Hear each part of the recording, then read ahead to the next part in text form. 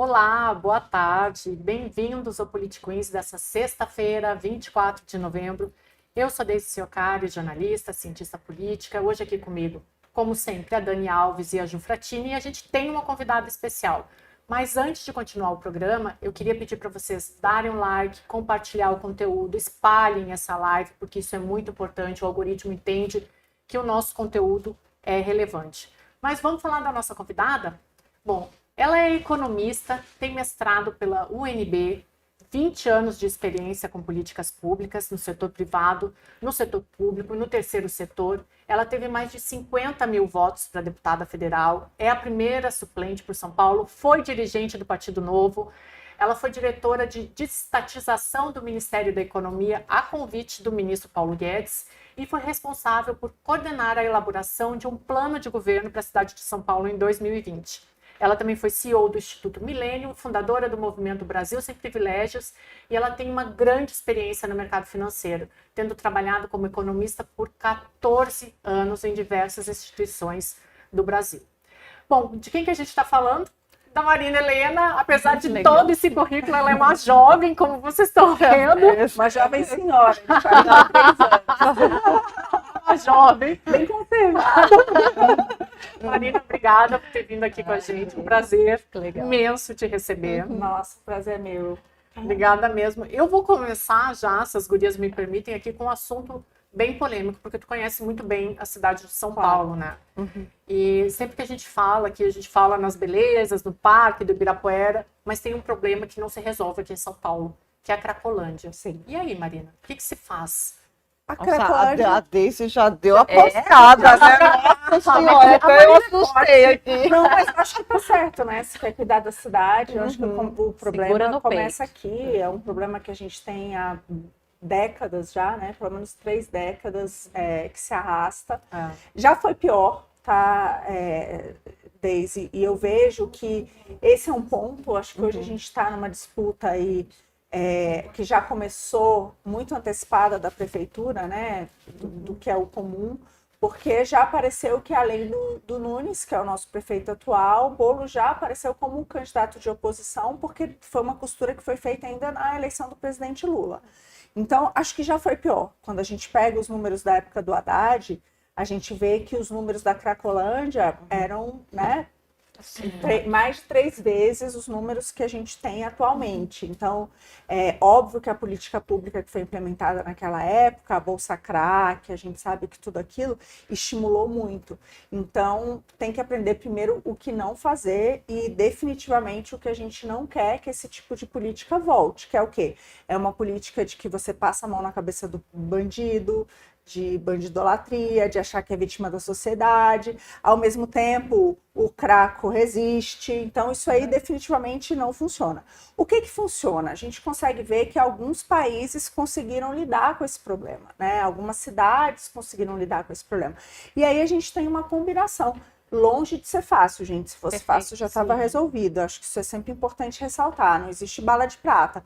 Mas eu vejo que, primeiro, tolerância zero com crime. Eu acho que é um absurdo a gente ter uma venda de drogas a céu aberto, né, em determinadas regiões na cidade. A gente fala da Cracolândia, mas não é uma Cracolândia. A gente tem pelo menos 5 pontos da Cracolândia hoje na cidade. Então, eu acho que essa tolerância zero com crime, ela é muito importante, e lembrando que não é só naquele lugar ali, né? Muitos desses traficantes estão aí em outras regiões e vêm para cá também. Em segundo lugar, tem uma questão de saúde pública, e aí eu sou favorável à internação compulsória, não é uma coisa que só o prefeito pode fazer, mas são discussões que estão acontecendo no Brasil, não só aqui, mas, por exemplo, a gente vê no Rio de Janeiro, o Eduardo Paes está entrando com isso também. O que acontece é que hoje os médicos precisam dar um laudo, então eu vejo que o papel do prefeito qual que é? É de levar isso para a comunidade médica, explicar, você, né, a Dani sabe mais sobre o assunto, explicar a importância disso para conseguir convencer, até ajudar a ter advogados de defesa para esses médicos que são processados, mas a gente vê o seguinte, hoje os números mostram que a gente tem 39% das pessoas que estão ali há mais de 10 anos, então elas não respondem mais por si, é um problema muito mais grave, né? Porque tem humanitário, né? Exatamente. Não pode permitir crescer, e aí o que me espanta é que hoje o número de moradores de rua em São Paulo aumentou muito, né, desde a crise. Então você tem que tomar um cuidado para ter uma contenção para que esse contingente não aumente, de pessoas que não estavam ali, que não são ainda dependentes químicos, se tornem. Então aí você tem também um programa de assistência social.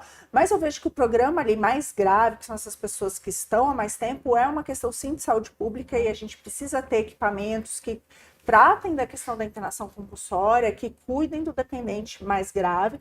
Tem agora a nova vacina, né, que está sendo testada e tem bons resultados também, que tiram ali o efeito tanto do crack, né, da cocaína, então isso também pode ser usado.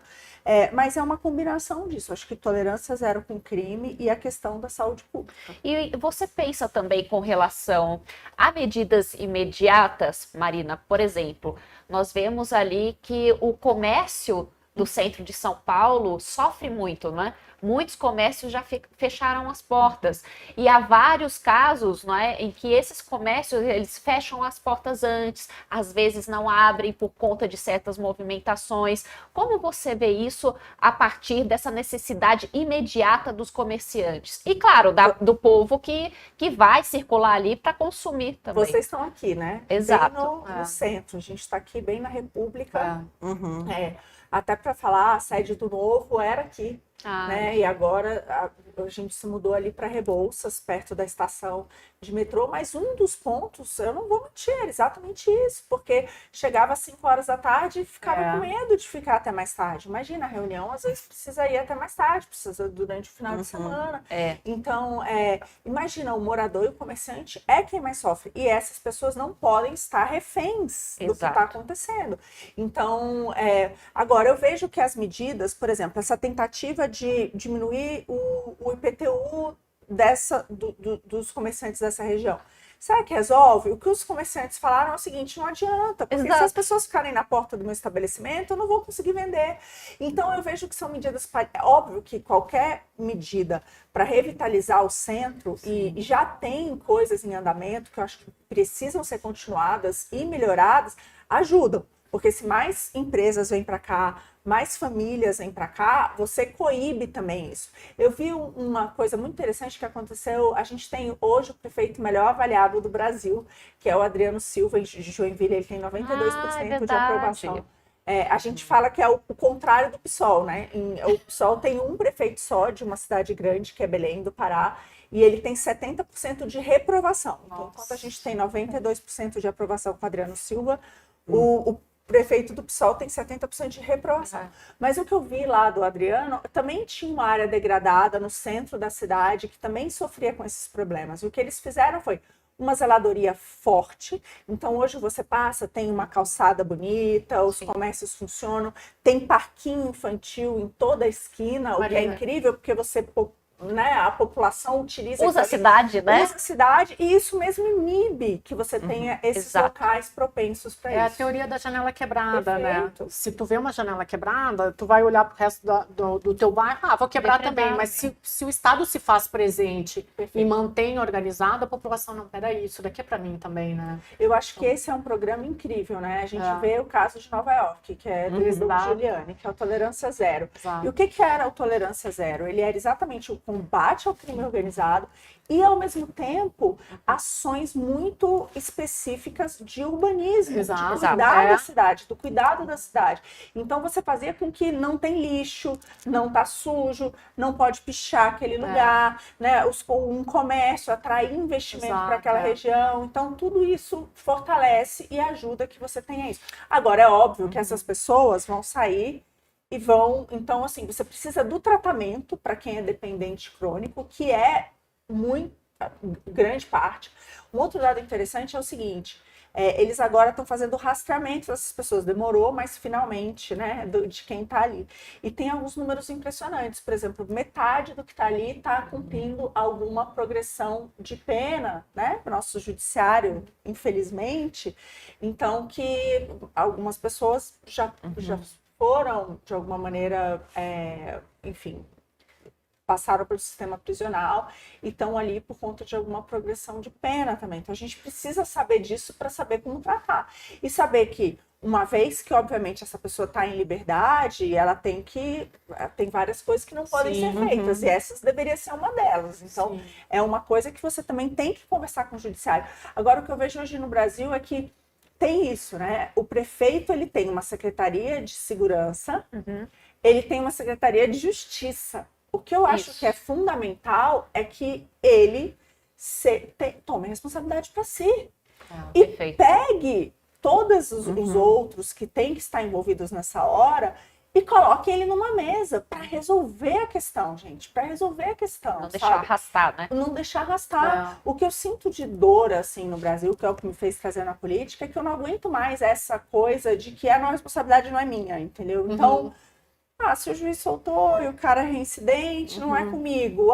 Se o criminoso tá ali, é complicado. A internação não posso fazer, então não tem que ser feito. Isso é o que está gerando o problema que a gente está vendo, né? A gente teve o problema agora da falta de luz e, a gente teve o prefeito que saiu dizendo não tenho nada a ver com isso, a culpa é toda da empresa. E vão processar. Eu vou processar. Então, eu posso pegar esse gancho aqui, porque nós sofremos muito aqui nessa região também do centro, né? Ficamos até alguns dias sem programa, devido a algumas mudanças que a própria empresa fez na região. E muitas pessoas ficaram também sem luz, né? Algumas mais de 4 dias, o que é chocante, né? Então, teve gente que ficou 6 dias sem luz. Então... Como é que você vive numa cidade 6 dias sem luz, né? E aí a gente pensa isso no caso de uma família, com criança pequena, às vezes com um bebezinho, ou pessoas idosas. Você não consegue conceber como é que a pessoa fica.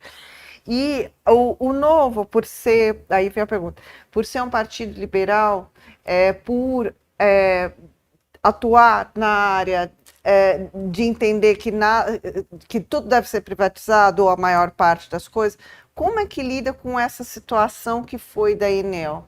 Porque o teu contraponto na disputa pela prefeitura será exatamente esse, né? Se você imaginar que você vai concorrer com bolos, com certeza, ele vai atacar essa questão. Exatamente. Mas, Ju, eu queria saber como é que você está vendo isso. Perfeito. Primeira coisa, privatização não é bala de prata, né? Eu fui exatamente da secretaria que lidava com isso, com a privatização das estatais. Agora, a gente sabe também que quando a gente pegou aquele caos, e assim, agora a gente está vendo todos os nomes de volta, a gente descobriu todos os escândalos de corrupção, a gente viu os bilhões e bilhões devolvidos ao cofre público, fruto de corrupção, cabides de emprego, má gestão que quebrou o nosso país, essa que é a verdade, né? A pior recessão que a gente enfrentou hoje no Brasil, que foi 7% de queda de PIB, 7 milhões a mais de desempregados, a gente chegou a ter 14 milhões de desempregados no país, veio muito por conta das estatais. Foi o que foi feito com a Petrobras, foi o que foi feito com a Eletrobras, foi os campeões nacionais do BNDES. Então, assim, isso tudo criou um rombo fiscal no país que a gente até hoje está se recuperando. Até hoje, a nossa renda, o nosso PIB per capita está abaixo do que ele era em 2014. Então, até hoje, a gente não conseguiu voltar para aquele patamar, né? O estrago foi tamanho, e isso foi muito feito via empresas estatais. Agora, você precisa, de fato, de um bom contrato e de uma boa agência reguladora. E alguns ainda colocaram a culpa na Lava Jato. Foi a Lava Jato que causou esse estrago. É óbvio que não, né? Eu acho que o que a Lava Jato... Assim, então vamos por partes. Então, exato. Se você não confia no Estado para fazer um bom contrato e fiscalizar, você quer que ele preste o serviço? Você quer que ele contrate a pessoa, vá lá, faça... Então, gente, pelo amor, entendeu? Então, é óbvio que a Enel tem, sim, que ser responsabilizada.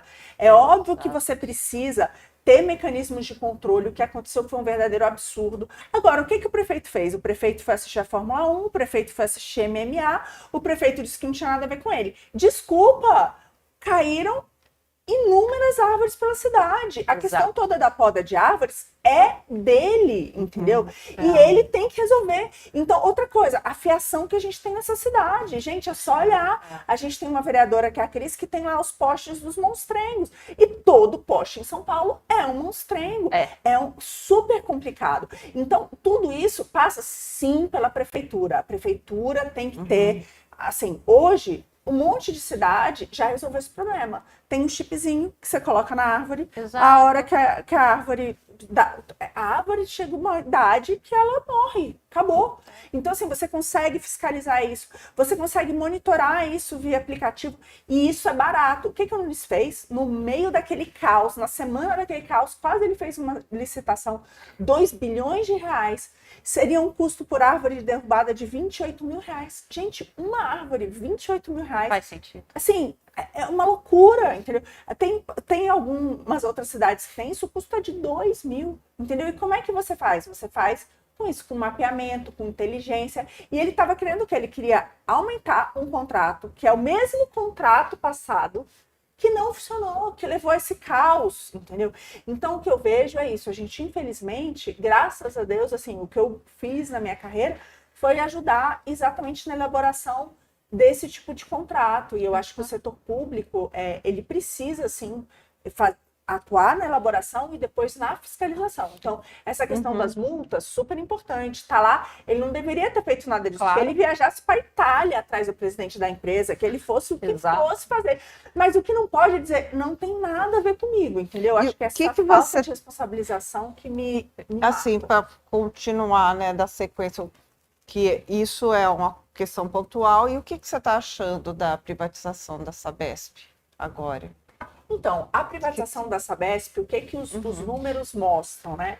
Os números mostram que você poderia ter Hoje, a gente não tem universalização do serviço, nem na cidade de São Paulo. Inacreditável. Então, é uma coisa que é inacreditável. Aliás, quando a gente pega o município, a gente tem alguns dados que são gritantes. A gente tem 2 mil municípios na nossa frente em relação à mortalidade infantil. E um dos motivos para isso é exatamente diarreia como consequência da questão da nossa falta de tratamento de esgoto. Ô, Marina, é isso que eu ia perguntar. A Sabesp está correlacionada também com o saneamento básico, totalmente, né? Totalmente. Que é um gargalo no país inteiro, grande, né? Ela é água, esgoto e tratamento de esgoto. Então, assim, ainda que as métricas mostram que ela atende, né, são as métricas de quase 100%, não é verdade, porque hoje aqueles lugares em que você não tem regularização fundiária, aquelas regiões que ainda não estão regularizadas, elas não têm essa infraestrutura. Então, qual que é um lado bom do projeto agora? É universalizar o serviço de fato. Então, incluir essa população que hoje não tem acesso ao tratamento de esgoto, que passe a ter, porque é um absurdo que a gente ainda tem esses índices numa cidade rica como a nossa, com tanto imposto como a nossa, que é o terceiro maior orçamento do Brasil, entendeu? Exato. E que a gente ainda tem essa situação deprimente. E tem dinheiro em caixa, né? Para então, poder fazer transformações que são... transformações importantes. Mas, independente disso, o que eu vejo é que a empresa, o projeto, se bem desenhado, ele traz muita coisa boa. Porque qual foi a realidade? Eu estava no governo federal quando a gente aprovou o Marco do Saneamento, que também foi um projeto ali do Ministério da Economia também. E qual que foi a realidade que a gente se deparou? A gente se deparou com um país em que metade da população não tinha acesso à água, a tratamento de esgoto, entendeu? Em que a gente tinha 60 milhões de brasileiros sem água tratada. Tipo assim, são números, gente, que são absurdos. E o que foi isso? Isso foi o estado dos estatais, até hoje, entendeu? É interessante que você atuou num setor que normalmente é visto como frio, não é, Ju? O que? O saneamento? Não, essa questão justamente da desestatização, ela estava ali no Ministério da Economia, mas vocês tiveram esse olhar humano, pensando, obviamente, o impacto na economia que isso causa, não é? O efeito cascata das questões básicas, como saneamento, por exemplo. Então, acho que esse é um ponto que é muito relevante. No fundo, quando você faz uma boa gestão, o maior beneficiado é a população. E quando a boa gestão... Desculpa, a professora, acho que é Ana Clara, é da FGV, Ana Clara... Esqueci o sobrenome dela, vocês lembram dela? Ela falava exatamente isso que você está colocando. Quando a gestão é boa, ela de fato cuida das pessoas. E o mais importante, normalmente atende principalmente aquela população mais vulnerável. É um fato, né? Então, quando a gente pensa na universalização exatamente do saneamento, e eu acho que a Sabesp entra exatamente nisso, você está cuidando exatamente qual que é o retrato hoje no e cru que a gente tem no país. A gente ainda tem metade da população sem esgoto tratado. Um caso que eu gosto de citar, a gente teve a privatização que aconteceu há pouco no Rio de Janeiro. E a gente viu o que acontece, qual que é o modelo que está sendo previsto na Sabesp. Primeiro, vai antecipar essa universalização, você vai ter mais investimentos e uma tarifa reduzida em relação ao que hoje a empresa pública é capaz de fazer. Então, hoje o setor público muitas vezes não é capaz de fazer os investimentos necessários. Então, é melhor focar naquilo que realmente importa, que na minha opinião é segurança, saúde e educação, que a gente deixa a desejar em todos, né? E passar, sim, para o setor privado, e eu ainda acho que o setor privado pode ajudar nessas áreas também, aquilo que ele é capaz de fazer melhor do que a iniciativa pública. E, de novo, gente, a privatização pode ter defeitos? Claro, se ela for mal feita, é um jogo de cartas marcadas. Por exemplo, por que as empresas estatais hoje têm vários problemas? Porque, normalmente, é um jogo de cartas marcadas, né? É uma licitação super mal feita, de acordo com o amigo do rei.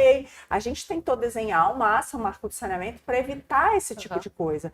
Então, eu acho que o mais importante é isso. Agora, se a gente consegue fazer um bom projeto, né, com boas contrapartidas que melhorem a qualidade do serviço e o preço, isso é possível, porque a iniciativa privada ela tem todos os incentivos para ter inovação, para ser competitiva, né? Muito mais do que o setor privado, isso é um fato. Bom, e agora a gente vai falar de algo bem importante, principalmente para você que tem problema de visão.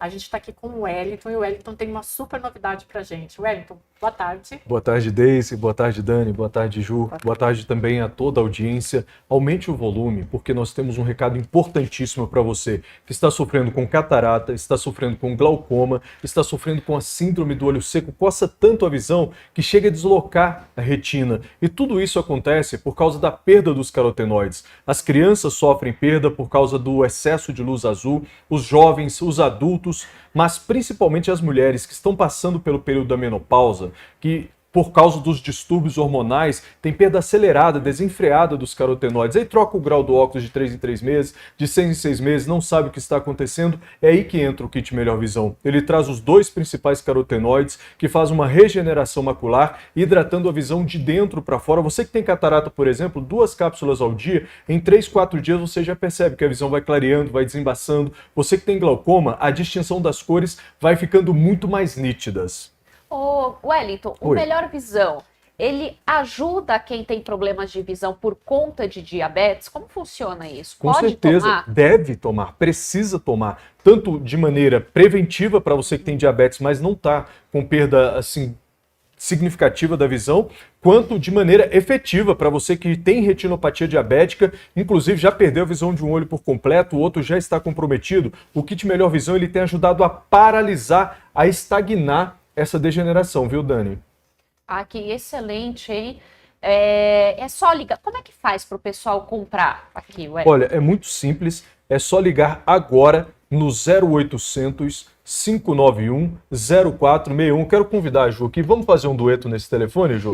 Eu falo uma parte, tu fala outra. Vai lá, você começa. Começa. Você é muito elegante, né? Tá precisando do Melhor Visão, com certeza. Tá precisando do Melhor Visão. Dani, presta o óculos pra ela aqui. Ela não tá. Não, já pode voltar. Não tá enxergando. Não tá enxergando bem, não. Então vamos lá. 0800 591 0461. Vamos lá de novo. 0800 591 0461. Este é o telefone para você ligar ou enviar um WhatsApp, o número é o mesmo. Wellington, mas você tem uma condição especial aqui para nossa audiência? Com certeza, você vai comprar hoje, já começa a usar suas 2 cápsulas e detalhe, você vai poder pagar até no final de abril do ano que vem, até depois que terminou de usar. Então corre já para o telefone, em apenas 3 minutos participam dessa oportunidade. 0800 591 0461. Sabe o que eu ia dizer? Eu achei tão interessante isso de pagar só em abril, porque aí já pagou a coisa da escola, já pagou IPVA, já pagou tudo que tem que pagar e já pagou sarado. E não deixa de priorizar aquilo que realmente é essencial. Porque diante da visão, tudo é trivial. Né? Quando você É perde isso a aí. visão, por exemplo, você que está em É casa, mesmo. tenta vendar os seus olhos e dar 10 passos na tua casa que você mora há 40 anos. Você que está na sua empresa, que está há 6, 7 anos na sua empresa, tenta vendar os seus olhos e dar 10 passos. Não consegue. Então, dos 5 sentidos que nós temos, se a pessoa perde a audição, por exemplo, ela tem dificuldades? Tem, mas ela trabalha, ela dirige, ela faz uma operação bancária. Se ela perde a fala, ela consegue escrever, gesticular e fazer tudo normalmente. Agora, com a visão, não. Então, não pode perder essa oportunidade. Gente, muito obrigado Obrigada. a vocês.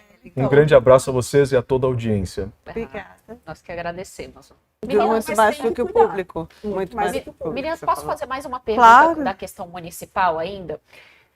Eu queria saber, Marina, qual é a sua visão com relação ao transporte? Não é? Vocês Essa estão máquina vendo, de moer, por favor. vocês estão vendo que a gente está focando em São Paulo, mas são problemas que com certeza vocês têm na cidade de vocês também. Né? Eu queria entender. Nós temos aqui na cidade de São Paulo, às vezes, pessoas, né, que moram nas periferias que podem levar 2, 3 horas para chegar no trabalho.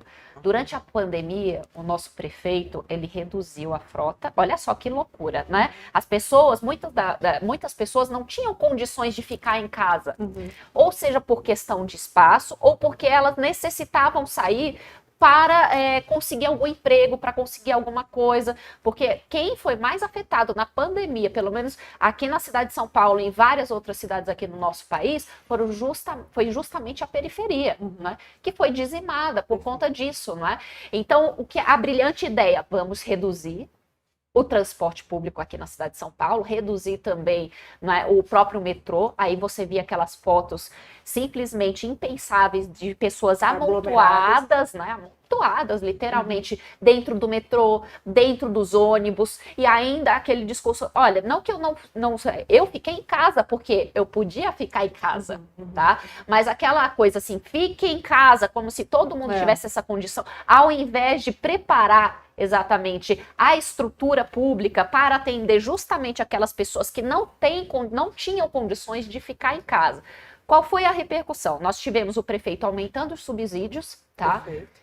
Do transporte aqui na cidade de São Paulo, dos ônibus, reduziram ao máximo a frota, né, a circulação, diminuíram, só que isso continua até hoje, e diminuíram ainda mais ao longo desse tempo, desses anos após pandemia também. Então, como você vê essa questão do transporte, não é, porque ainda tem essa questão com relação ao bem-estar das pessoas? Claro. Não é? Como é que você demora 2, 3 horas? E aí eu linko, não é, para além da questão do transporte, se você tem uma visão também de descentralização das oportunidades na cidade de São Paulo. Dani, eu só vou pegar aqui o caminho do que tu está falando.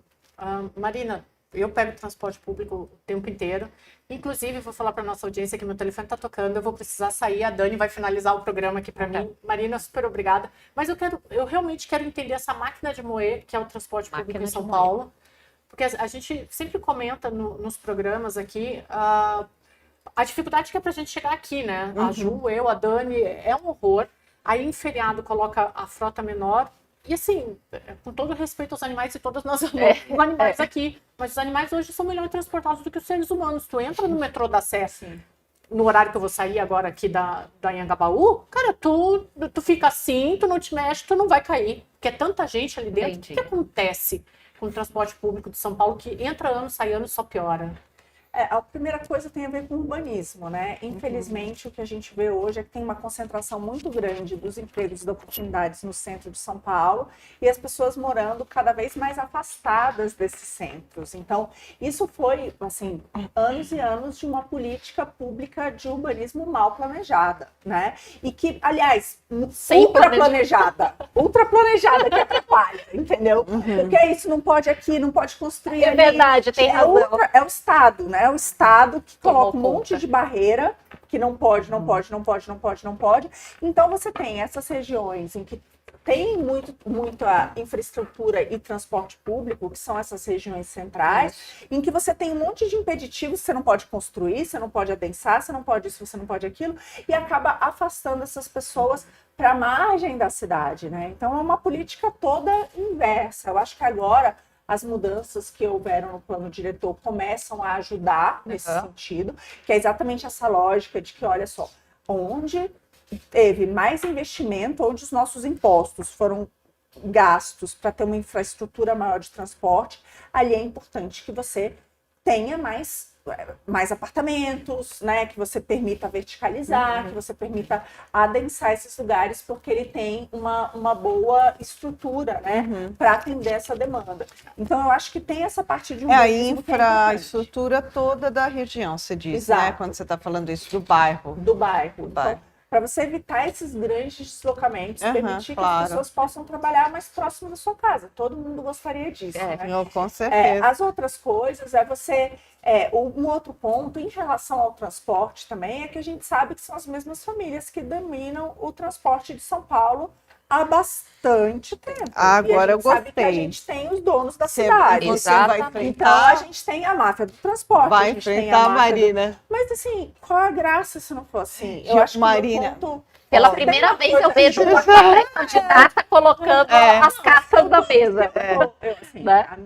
Por que eu estou hoje no Retorno Mundo? Porque eu sinto que a gente está cercado de pessoas que não têm medo de enfrentar os donos do poder. Isso é um fato, isso é uma marca do partido, né? Agora o Deltan veio para o partido e eu acho que foi um ponto importante, porque a gente quer pessoas que defendam, sim, a ética nesse país. Não é porque voltou gente que foi presa, porque a gente tem um condenado em 3 instâncias na presidência da República, que a gente agora tem que ser conivente com tudo que está acontecendo aqui. Acho que pelo contrário, né? A gente estava conversando aqui um pouco antes, o que faz uma mulher grávida tentar ir para uma candidatura para a prefeitura da maior cidade do país, para cuidar de mais, eu adoraria poder cuidar de mais de 11 milhões de habitantes, que é o que a gente tem hoje. Infelizmente não são os 12, porque tem gente que está saindo daqui, porque a nossa cidade está ficando pouco atrativa por todos esses problemas que a gente falou. Exato. Mas eu acho que um dos pontos é exatamente isso. É intolerável o que a gente está vivendo nesse país. Então, isso passa pela máfia dos transportes. Isso passa pela máfia do lixo.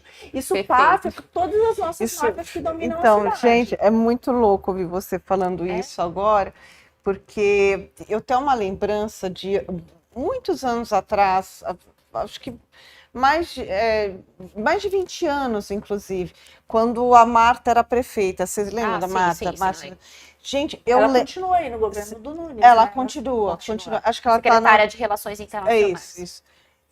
Mas o ponto é que eu lembro de um dia ter chegado da escola, novinha mesmo, e ela tá lá no SPTV falando desse negócio da máfia dos transportes.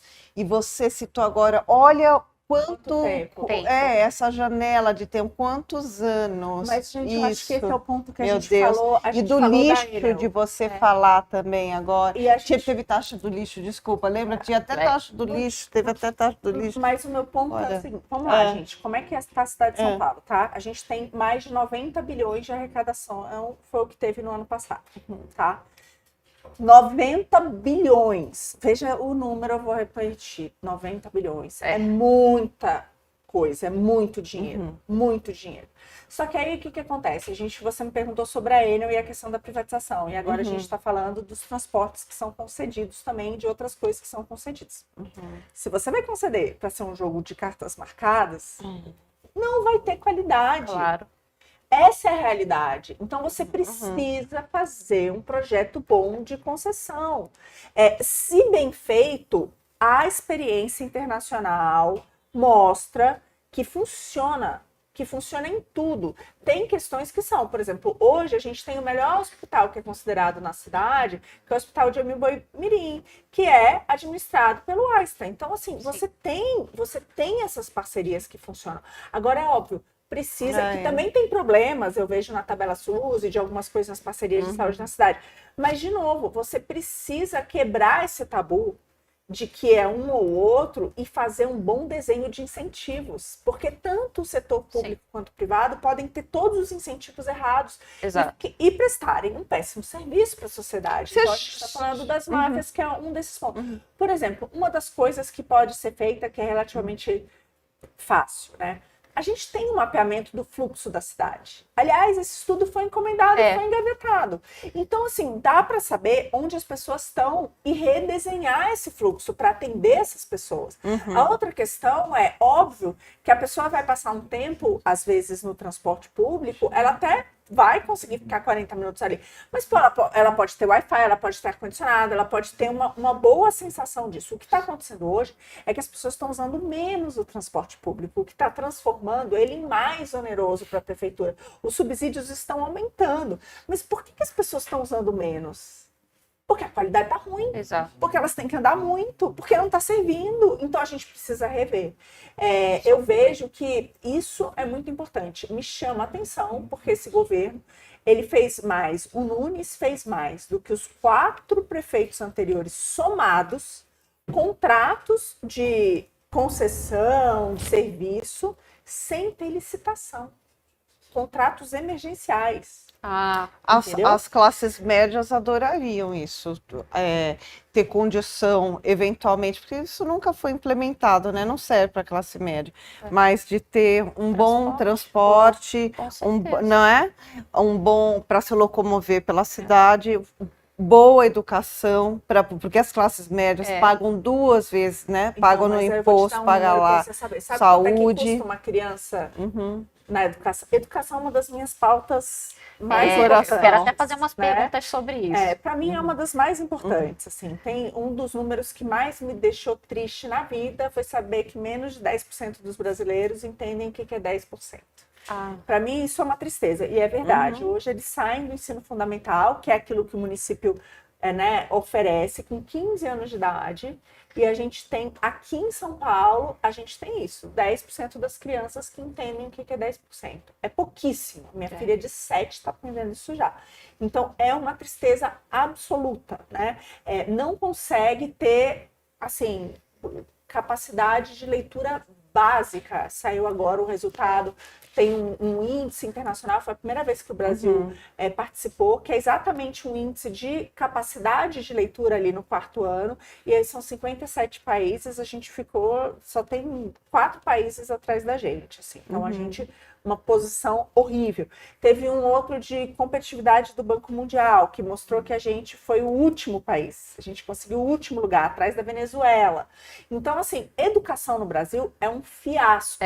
E o pior, eu acho que a diferença para os outros países só está aumentando. Ou seja, a gente deixa de ser competitivo no mercado de trabalho. Porque a educação, gente, para mim, a educação foi libertador. Na minha história de vida, educação foi o que permitiu mudar a minha história. Então eu vejo que isso muda as histórias das pessoas. Só que, infelizmente, hoje no Brasil, quando a gente fala de educação, primeiro que a criança não vota. E a mãe já pensa o seguinte, e o pai, não vai fazer diferença, mas pelo menos eu quero um lugar para deixar meu filho para ir trabalhar. Então, é uma tristeza, mas virou um depósito de criança. Sim. E não é isso. Aquilo ali é para você dar uma oportunidade, de fato, de mudar a sua vida. De você aprender uma profissão, de você aprender capacidades que vai te fazer ter instrumentos para gerar valor para a sociedade, que vai te dar dinheiro, que vai te dar uma independência financeira. Então, é isso que é o ciclo da educação. E isso foi totalmente subvertido no Brasil. Então, assim, como pode? E a gente gasta muito, a gente gasta mais do que os países da OCDE em relação à nossa renda. É verdade. Para ter um resultado péssimo. Então, vamos falar de São Paulo especificamente. E não usar, né? E não usar, porque ninguém não usa, exatamente. Mas a grande maior parte da população ainda utiliza. Então, mas é o que eu estou te falando, que os seus, peraí, desculpa, os seus apoiadores das classes médias também, se tivessem acesso, seria uma maravilha, é isso que eu estou querendo dizer. Mas o ensino é tão ruim que se paga 2 vezes mesmo. O custo de vida da classe média vai ficando cada vez mais alto. Quanto custa, você acha, Ju, uma criança na cidade de São Paulo? Não sei. R$ 1.500 por mês. Eu vim de Uber agora, estava conversando com o motorista e ele me falou que ele queria ter um 2º filho, né? E que ele não tem porque a educação é muito cara, que ele paga a escola para a filha dele. R$ 1.100 no objetivo. Ou seja, a escola privada do objetivo custa R$ 1.100. E a gente está falando que o nosso ensino público custa R$ 1.500. Então, assim, opções tem. A gente primeiro tem que dar um incentivo correto para o público, para o ensino público, porque não vai ser do dia para a noite que você vai mudar isso. Essa era uma das questões que eu tinha. Isso é possível, porque outros municípios têm índices muito melhores do que a gente. A gente, São Paulo, está numa posição ridícula em frente ao Brasil, né? Que é um absurdo, de novo, sendo uma das maiores arrecadações e com gasto tão alto por aluno. Então, o que você precisa fazer? Eu vejo que a gente pode ter, sim, metas de melhora de aprendizagem e a gente pode remunerar os professores e os gestores daquela escola, ele vai competir com ele mesmo, cada vez que ele melhorar a aprendizagem. Então, a gente precisa ter metas ambiciosas de aprendizagem e conseguir... Um plano de carreira correlacionado com o plano de carreira do professor. Muda a carreira. Então, a promoção não é por tempo automático, é por meritocracia. Porque hoje, o que acontece? Que eu acho que é a coisa que acaba com as nossas crianças. Tem uma ideia de que criança pobre não consegue aprender. Então, o que o professor faz? Tem um documentário, tem uma mulher que, para mim, é inacreditável. Assim, ela é uma indiana que foi para a Inglaterra e ela é considerada como a diretora mais durona, né? E ela mostra o exemplo, ela transformou uma escola na periferia da Inglaterra nas melhores notas. E se você pega os alunos, são todos alunos muito pobres, né, de vários lugares do mundo que estão ali. Então, você tem ali negros, você tem indianos, você tem pessoas de todos os credos, de todas as raças. E o que eles estão ali? Por que agora as melhores notas? Entrando nas melhores faculdades. E para ela, qual é o segredo? Altas expectativas. Você mata uma criança quando você tem baixa expectativa sobre ela. Então, a gente precisa ter alta expectativa. Por exemplo, a criança vai e conta uma história. Por que você não fez o dever? Não fiz porque eu tive um problema. E aí você passa a mão na cabeça e diz assim, tudo bem, eu entendo. Na próxima, você acabou com a criança. Aquela ali é a grande oportunidade dela mudar de vida. Então, você não pode. Você tem que... E eles vêm para mais. É óbvio. Porque Marina, isso aconteceu em vários lugares do mundo. Agora, eu estou entendendo um pouco mais da tua ideia. Porque de algumas entrevistas que eu pude te ouvir, me parecia que a tua ideia era já começar, ou pelo menos tentar, não é, fazer com que, por exemplo, esse dinheiro, não é, que seria gasto no setor público fosse direto para a mão dos pais, não é, para que eles matriculassem os seus filhos em escolas particulares, que eles pudessem ter o poder de escolha, digamos assim, né? Mas isso ainda precisaria de mudanças legislativas, de outras questões. O que você está falando são de questões imediatas, né? Eu acho assim, tem um mundo que é o mundo utópico, que é o melhor dos mundos. Para mim é uma tristeza que 90% dos nossos alunos, 9 em cada 10, eu não posso mais usar fração, gente, porque agora eu já aprendi que ninguém entende, é uma tristeza, assim. Mas assim, 9 em cada 10 alunos hoje, eles não têm direito de escolha. O pai e a mãe são obrigados a colocar naquela escola determinada pelo governo, que é mais perto de casa. E se ele sofrer bullying, se ele estiver numa zona perigosa, se ele tiver paciência, não tem nada que pode ser feito. Eu acho isso um completo absurdo. A gente não poderia ter isso. Agora, não dá para do dia para a noite você dar todo o poder de escolha. Primeiro, porque o setor privado hoje não comporta todas essas crianças que estão no sistema público. Então, a gente precisa melhorar o sistema público e, ao mesmo tempo, plantar algumas sementes de parceria. Então, por exemplo, as pessoas gastariam cheque, Marina. Se fosse tem muita gente que fala isso, se você der o cheque, a bolsa, ou seja lá o que for. Mas, por exemplo, a gente tem alguns exemplos como o ProUni, né? Que é uma bolsa, bem ou mal, mas você é obrigado a utilizar aquilo na instituição de ensino. Então, há mecanismos, de novo, o desenho do contrato, que permitem que você tenha uma contrapartida, de fato, que aquilo vai ser usado na educação.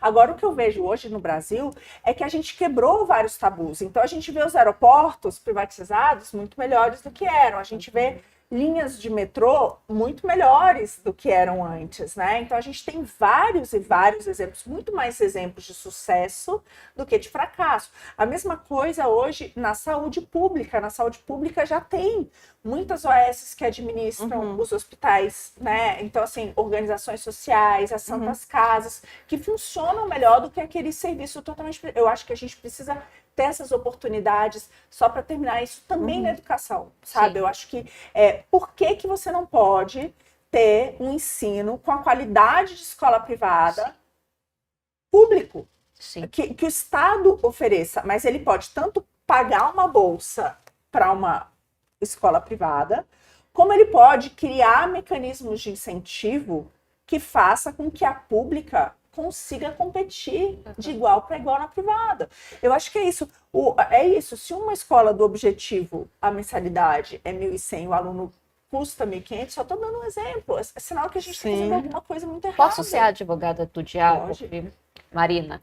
Eu falo para as meninas, eu não gosto de conversar com os candidatos antes, porque às vezes com os candidatos não, com os convidados antes, porque aí às vezes eu descubro que eles são bacanas, sabe? Aí minha fama de má acaba, né? E é horrível, né? E, gente, ela é muito bacana estar conversando aqui com você, viu, Marina?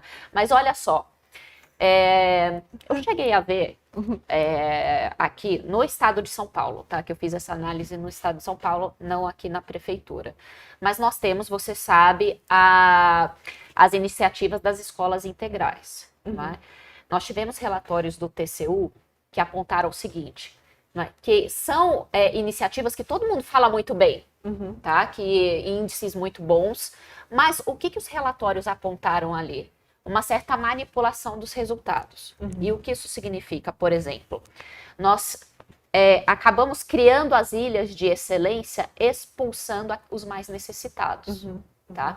O que acontecia ali, por exemplo? O aluno que vinha de uma região muito barra pesada, né? E que às vezes tinha uma dificuldade de aprendizado, eles tiravam. Né?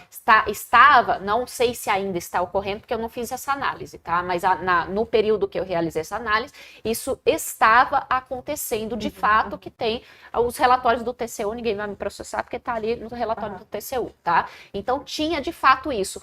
Como tratar dessas questões, considerando os incentivos, não é? Sem esquecer, não é, desses alunos que são os mais necessitados, mas que podem ser expulsos do sistema? Não, pelo contrário, o professor ele compete consigo mesmo. Tá. Então, se ele tá, eu vou te falar, eu conversei com o diretor de uma das escolas com pior IDEB de São Paulo. O que ele me falou? Marina, 2/3 dos professores não vêm trabalhar, porque aqui é perigoso, aqui é complicado. E eu não questiono porque eles não querem vir trabalhar. E essa é uma verdade. A gente tem uma taxa de absenteísmo em sala de aula gigantesca, você sabe disso. Dependendo da época, a gente está falando de 20%. Imagina uma escola em que em cada 5 turmas uma não tem aula. Como é que você dá aula para as outras? É impossível, entendeu? Então, assim, um dos grandes problemas hoje é exatamente esse. E aí, o que acontece? Esse professor está fora da sala de aula. Aí você contrata um temporário. Isso. Que hoje tem um custo altíssimo. O que eu vejo? Como é que é um incentivo bom que funcionou em cidades do Ceará, que tem funcionado em Pernambuco, que está funcionando em Curitiba, que está funcionando em vários lugares. Ele compete consigo mesmo. Então, tem mais. O bônus é maior, quanto mais precária for a escola, e ele conseguir melhorar aquele nível. Legal. Então, você cria um incentivo para aquele professor sim dar aula naquela escola, em que a situação é mais precária, e melhorar o rendimento daquele aluno. Por quê? Porque é possível. Porque vários países do mundo provaram que isso é possível. E qual que é o segredo? O primeiro segredo é, eu preciso ter uma alta expectativa sobre esse aluno, porque essa é a única chance dele de mobilidade social, de mudar a vida dele e da família, entendeu? Então, na hora que você muda o foco, você entende isso, é isso, você não vai mais passar a mão na cabeça quando ele disser que não pode trazer a tarefa, você vai mostrar para ele que aquilo ali é o projeto de vida dele, entendeu? Então, assim, o que eu vejo não são incentivos em que você premia as melhores notas, você premia quem melhora, entendeu? E quanto mais baixo, mais você consegue melhorar, maior o seu bônus. Então, você vai criar um incentivo diferente, que é um incentivo daquele professor ir lá, sim, no lugar mais distante, na periferia, e mudar a vida daquele aluno que mais precisa, entendeu? E você consegue. Isso, de novo, são bons contratos. É você entender o problema e dar os bons incentivos. Só retomando uma coisa aqui, né? Eu não sei nem por que eu não perguntei na hora da questão do transporte também, né? Te ocorre abrir mão do... Isso eu lembrei porque agora a gente está falando de custo também. Fazer com que o transporte seja gratuito? Seria uma viabilidade? Não, eu não Seria acredito possível? na tarifa zero, não acredito. Primeiro porque a gente tem outras, assim, o transporte hoje em São Paulo, na cidade, é óbvio que aquilo que dá mais escala, que mais funciona é a parte do metrô, que é do Estado. E aí você não pode, de repente, na parte de ônibus, dar uma tarifa zero, e aí você tem o metrô. Então, você desbalanceia todos os contratos, entendeu? Então, primeiro que, do ponto de vista, vai desmantelar o setor inteiro, assim. Então, não vejo isso como viável, sem criar muitas distorções. A outra coisa é que, normalmente, a gente vê que isso também cria distorções. Pessoas que não precisavam usar o ônibus vão usar para ir daqui e ali, e daqui a pouco vai criar uma conta gigante. Eu acho que isso vai entrar na pauta da eleição, Marina. Eu acho isso que eu estou perguntando. Mas eu não vejo como um bom incentivo. E lembrando que, assim, não existe, eu acho que isso também é o ponto que as pessoas esquecem. Almoço grátis. Não existe transporte grátis, gente. Não existe transporte grátis, né? Não existe. Então, assim, se o transporte for gratuito, alguém vai pagar essa conta. Então, às vezes, uma pessoa que poderia andar 2 quarteirões vai começar a usar aquele transporte e quem vai pagar é o cara ferrado lá na periferia, entendeu? Que não tem condição, porque o imposto dele é mais alto hoje no Brasil. Acho que isso as pessoas não entendem. Mas hoje quem mais paga imposto no Brasil? Quem é mais pobre? Quem ganha até 2 salários mínimos, metade da renda vai para imposto. Essa que é a realidade, entendeu? Mas você consegue falar com esse público? Quem paga a conta de público? Qualquer coisa grátis é esse cara, é o mais ferrado. Então, mas você consegue, sendo do Novo, conversar com esse público? Porque uma única pessoa que eu conheci do Novo até hoje era a que mais conseguia conversar com um público de periferias também, que é a Janaína. Exatamente, que é a Janaína.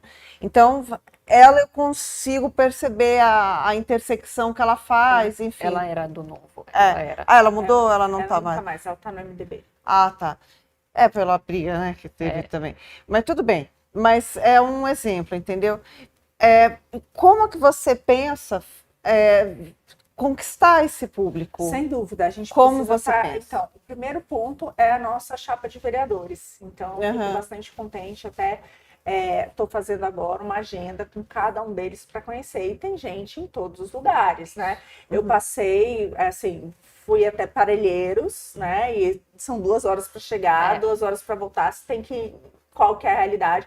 Mas para conversar lá com o pessoal do Conseg, com o conselheiro tutelar e tentar trazer também essas pessoas que estão ali para mais próximas do partido e tentar convencer gente com ideias, porque também não é simples, porque infelizmente hoje, em muitos lugares da periferia, o que acontece é compra de voto, é a máquina que funciona ali, entendeu? As pessoas já veem aquilo ali como uma oportunidade de ter um 13º, como uma oportunidade de ter uma renda, né, fazendo campanha, isso e aquilo. Então, assim, quando eu fiz campanha por São Paulo inteiro, na minha campanha de deputada federal, eu vi isso muito de perto. Então, a gente tem esses... Mas eu acho que vale quando a gente começa a atrair essas lideranças dessas comunidades, mostrando o nosso projeto, que é exatamente para cuidar dessas pessoas, né? Então, a gente tem alguns candidatos, por exemplo, na última eleição, um dos candidatos a deputado estadual com quem eu trabalhei muito próximo foi o Edson Japão, que é do Jardim Maria Luísa, né? E assim vai. E também pelo interior do estado. Então, eu tinha... em Franca, por exemplo, uma das nossas candidatas que fazia a reinserção das pessoas do sistema prisional, que trabalhava muito dentro das comunidades. E assim sucessivamente. Em Atibaia, uma diretora de escola pública rural, né, que tinha uma outra realidade.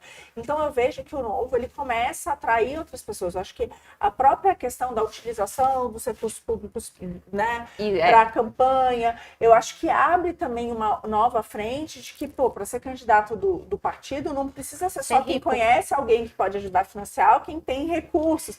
Você pode trazer outras pessoas também que pensem uma ideia de Brasil como a gente e que possam participar da disputa. Vou te dizer, viu, Marina, eu era uma hater do Novo, tá?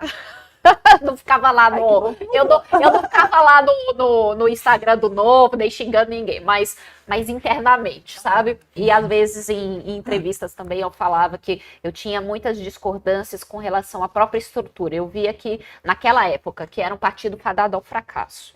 Eu falava literalmente isso. Isso aqui é um partido que é fadado ao fracasso, porque a estrutura dele, para começar, não permite que quem gosta do Novo, por exemplo, e é da periferia, essa pessoa nunca vai ter chance de ser eleita. Não é? E até tinha alguns candidatos naquela época do Novo que vinham da periferia, e eu fazia pergunta para ele, né? Porque eu falava com todo mundo. Você acha que você vai eleito? Não, com certeza, porque eu estou defendendo os valores certos. Aí você não vai ser eleito. Você não vai ser eleito, não é só a questão da ideia certa, é você ter a condição de poder divulgar essa ideia certa, de você conseguir engajar mais para levar a palavra. E você faz isso como? Infraestrutura, com né? Infraestrutura, com pessoas, e você precisa de recursos. Agora, naquela época, o que era? Só os amigos do rei, não é? Ou aqueles que já tinham condições, não é, financeiras, que poderiam efetivamente ter uma chance de ser eleito, né? Ou ter votos suficientes. Agora, o Novo está mudando. Não é? Então, eu fiquei muito otimista. Quem quiser fazer um bem para sua comunidade, se identificar com as nossas ideias, pode me procurar, tá? Pode ir ali direto. Legal. Vou fazer já um jabá das minhas redes, Marina Helena BR, gente. A principal delas é o Instagram, então se quiser entrar lá, já manda um direct. E quem tiver interesse mesmo, a gente tá aberto, seguir né? também, A gente, inclusive. por favor, Marina Helena BR. Já vou seguir. Marina Helena com H, tá ali escrito, ó, Marina Helena BR, o pessoal já colocou ali perfeito em todas as redes sociais, é esse arroba.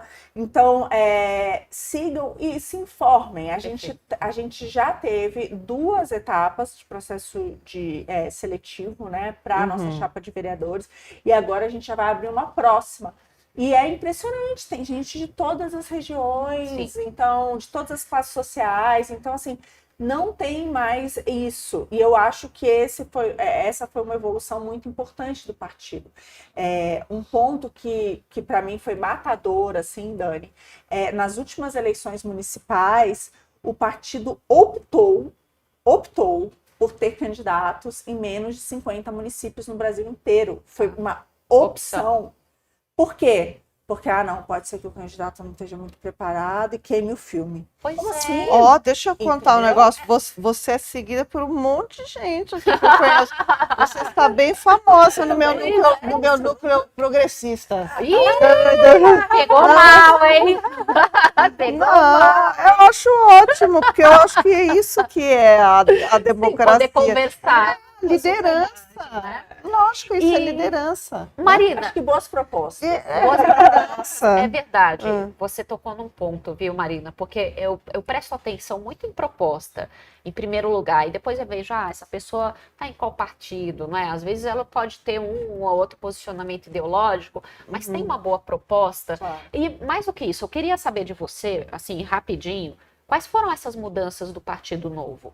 Não é? Porque eu vejo de uma forma promissora o que aconteceu, tanto com a relação ao fundo eleitoral. Perfeito. Vai ter coligação ou não vai? Como é que está isso no Novo também? Então, a questão, hoje a gente está utilizando os recursos do fundo partidário, vai ter uma discussão agora até o final do ano para a utilização do fundo eleitoral, mas já tem ampla maioria, então isso está pacificado. A outra questão é a capilaridade. Então, eu fiz campanha pelo Estado. Tá. E eu ia para cidades e não tinha ninguém do Novo. Sim. Por quê? Porque essa decisão, lá atrás, de um monte de cidade, matou. Não ter candidato. Né? Ainda tinha um limite mínimo de habitantes. Então, isso acabou dentro do partido. Então, hoje a gente já tem candidatos que passaram no processo seletivo em mais de 300 municípios. Então, já virou 6 vezes mais do que a gente tinha nas últimas eleições. Eu acho isso interessante. Peraí, eu acho isso interessantíssimo. Fazer esse processo seletivo. Na verdade, todos os partidos têm alguma regra interna, né? Para fazer a captura dessas novas pessoas. Não é captura é feio, né? Seleção. Seleção, exatamente, de integrantes. Mas isso, pelo novo, eu sempre achei muito interessante, né? Porque a pessoa manda o currículo, ela se apresenta de um modo. Eu tinha minhas ressalvas com relação ao processo seletivo. Não é assim, sabe por quê? Nas últimas eleições municipais, o que eu percebi andando mesmo pela cidade, que tinha lideranças locais que não necessariamente ela tinha estudo, tá? Mas ela conhecia todos os problemas da região. Aí eu olhava e eu debatia com essa pessoa, sabe? E ela sabe muito. Aí eu pegava ela e saía. Meu Deus do céu. Aí você vai ser candidata? Não, minha filha, eu não tenho estudo para isso. Sabe? Mas ela poderia ser preparada, sabe? Mas ela poderia ser preparada. Hoje a gente tem portas abertas para isso. A gente transformou a Fundação Novo, que agora chama de Instituto Libertas. Exatamente. O maior objetivo agora é formar esses candidatos. Então, o processo de hoje seletivo, ele é muito mais simples. Você preenche um questionário, você conta ali a sua trajetória. Legal. Depois disso, você tem um teste de alinhamento muito tranquilo, mas é só para entender, né, a forma como a gente vê se tem alinhamento ideológico, porque isso é importante, né?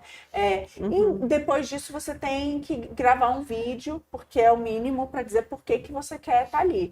Então é um processo bem simplificado, muito mais simples do que era anteriormente. E aí o trabalho vai ser exatamente o trabalho de formação que você faz depois. E eu acho que esse acompanhamento, ele não se dá só até as eleições. Perfeito. Ele tem que se dar depois. Então o que o Novo hoje já tem? Hoje já é um partido testado e aprovado. Foi muito interessante agora que teve uma visita a Joinville, porque, de novo, a gente tem o Adriano, 92% de aprovação.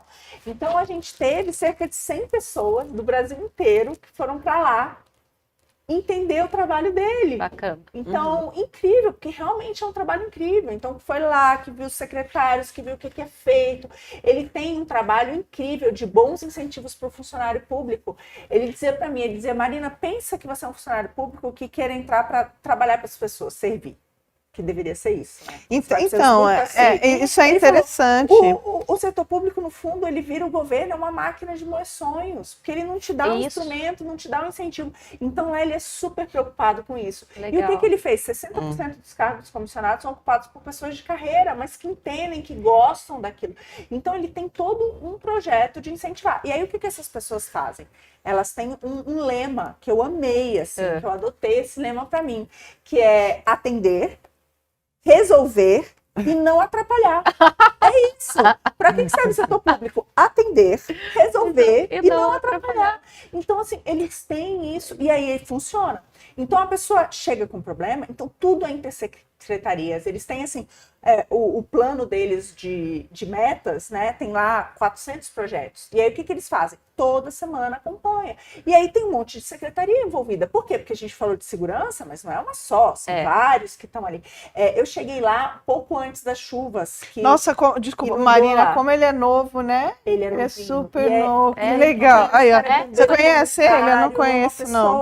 Quando ele vier para São Paulo, aliás, indico para entrevistar. Legal. É um cara do bem, sabe? Tem uma energia incrível, dessas lideranças que fazem a gente querer estar na política, que inspiram, assim, super inspirador. Olha, a gente tá precisando, viu? Eu tô aqui super inspirada com você, Marina. Tô, assim, emocionada de verdade.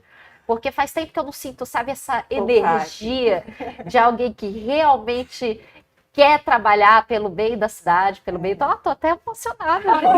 Que lindo! É verdade. Vem, Dani, tu vem pra política. Eu apoio bons candidatos, eu gosto disso. Mas eu falo muito isso para as pessoas. Eu acho que o que me trouxe para a política foi exatamente uma sensação de indignação profunda, só que eu cansei de reclamar. Entendeu? E eu resolvi que eu tinha que fazer alguma coisa. E eu acho que a gente veio parar nesse mundo tão acabado, nesse país tão sem jeito, nessa cidade tão abandonada em tudo que está acontecendo. Por isso, porque as pessoas, elas perderam a esperança. Exatamente. Então, mas não tem. Eu lembro que quando eu fiquei no Novo, antes dessas mudanças, eu quase desisti também. terminou a campanha, eu vi que a gente não ia para lugar nenhum, e aí me convidaram para ir para o Diretório Nacional, eu virei dirigente nacional, ajudei nessas mudanças que estão em curso. Legal. E que eu acho que são super importantes. E nesse momento, o que me fez continuar? Foi uma sensação de que a gente precisa ter um lugar seguro para pessoas que estão entrando na política. Isso. Porque tem muita gente que quer mesmo. entrar e a barreira é gigante, porque tudo já tem dono, tudo tem seu cacique, e não tem como a pessoa entrar nesse meio. Em segundo lugar, tem pessoas boas que estão na política, mas que por conta dessas brigas internas também não conseguem ter o espaço que elas merecem. Então a gente precisa de um lugar para essas pessoas. Então, assim, eu decidi que eu iria me dedicar. Eu sabia que meu nome estava entre as escolhas, né, dos nomes para os pré-candidatos aqui para a prefeitura, mas eu não, quando me ofereceram, gente, eu descobri que eu estava grávida 3 dias depois. Foram 3 dias depois. E eu lembro que eu falei assim, olha, eu preciso esperar as 12 semanas para sair os resultados dos exames para eu saber, porque eu tenho 43 anos. Dependendo da atenção que o meu filho vai precisar, eu preciso me dedicar totalmente. Eu preciso me dedicar mais ou menos. E aí, falei, eu preciso pelo menos saber se a gravidez, né, se tá tudo bem, se é saudável. E aí, mas também a resposta deles Suporte, né? me deixou muito feliz, assim, de tipo, tome o seu tempo. Mas a gravidez não é um problema. Pelo contrário, daí, sabe? Então eu vejo que a gente tem uma relação e um lugar seguro, de fato, para essas pessoas que queiram fazer a diferença. Porque essa é uma das questões das mulheres na política, né? Já vou encerrar aqui, gente, mas só para terminar, é uma das questões das mulheres da política, né? Que eu sempre falo, gente, não adianta você querer obrigar um assento lá na Câmara dos Deputados a tantos % para as mulheres, se elas não têm a condição de assumir o lugar. Então, você prolifera as candidatas laranjas, né? Desculpem o termo, mas é o termo que é utilizado, não é? E a mulher ter esse suporte para estar na política é o essencial e não existe isso. Mas olha, só um comentário Não aqui. existe. A DEP, Adriana Ventura, também do Novo, que minha deputada, é a sua. Eu sou a primeira suplente da Adriana. Ah, você é a primeira suplente. Eu sou a primeira da Adriana. E essa história é fantástica. No dia da apuração do resultado, eu sei fazer conta, né, gente? Então tinha 5% das urnas apuradas, eu já sabia que eu não ia ser eleita. Mas eu fiquei com medo da gente não eleger uma pessoa. E aí, quando saiu o resultado e eu vi que a Adriana foi eleita, e parte disso com os meus votos, porque tem isso também, no nosso sistema, o voto vai para o partido. Isso. Então, quando eu vi que os meus votos elegeram a Adriana, eu fiquei eufórica e ninguém estava entendendo nada do meu time. Era para ela estar triste. Mas eu liguei para ela e parabenizei, porque é uma mulher incrível, Ela é incrível, guerreira, eu tenho uma super admiração. Então, isso é legal também, é você entender que você é um tijolinho, entendeu? Mas que você está construindo uma muralha. Sim. Sabe? Então, se você é parte de um time que você admira, isso é algo que te dá muita sensação, segurança mesmo, Que sabe? bom. Olha, eu espero que vocês também estejam com essa energia, estejam sendo também inspirados, não é? Porque Marina está aqui inspirando a nós todas, não é? Vocês também, por favor, entrem nas redes sociais da Marina também. Queen, já tem tudo a ver, gente. Já tem tudo a ver. Já tem tudo a ver. Não se esqueçam. Deem um like, compartilhem essa live que está sensacional, conto com a ajuda de vocês, não é? E também não se esqueçam, se vocês querem apoiar aqui o canal do Pavivil, não se esqueça também que vocês podem enviar o PavPix, não é? Que é o pavinato@outlook.com. Muito obrigada a todos vocês e eu espero vocês no próximo Politiquins. Até mais, gente. Obrigada.